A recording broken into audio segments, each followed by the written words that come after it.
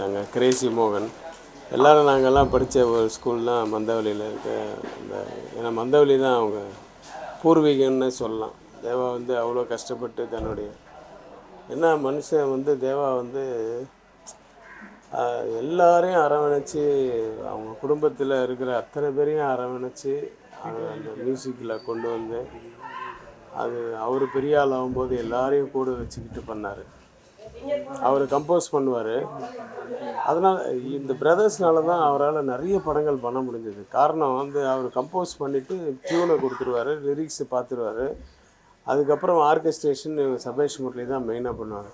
ஆனால் உள்ள வாசிக்கிறதுல பார்த்திங்கன்னா சிவா, நம்ம சம்பத்து எல்லாம் இவங்கெல்லாம் பிரதர்ஸு. அதுக்கப்புறம் வந்து ஸ்ரீகாந்த் தேவா இவங்கெல்லாம் தேவாவோட சன்னு இவங்கெல்லாம் வந்து அந்த ஆர்கெஸ்ட்ரேஷனில் இருப்பாங்க. இவங்களுடைய ஒர்க்கை வந்து எனக்கு தெரியும். நான் 47 படம் பண்ணியிருக்கேன்னா அதில் கிட்டத்தட்ட 18 படம் வந்து தேவா தான் பண்ணார். அதில் நிறைய இவங்களோட நிறைய பழகியிருக்கேன். அபய் சண்முகிலேருந்து பஞ்சதந்திரத்துலேருந்து நிறைய படங்கள். சரி அந்த சீசனில் அதுக்கப்புறம் இவங்களுடைய ஒர்க்கை பார்த்துட்டு இப்போ நான் இன்ட்ரடியூஸ் பண்ணுறேன்ப்பான்னு சொல்லிகிட்டே இருந்தேன். ஒரு சான்ஸ் கிடைக்கும்போது சமுத்திரமில் தான் சபேஷ் முரளியை வந்து நான் தேவா கிட்ட சொல்லிட்டு தான் செஞ்சேன்.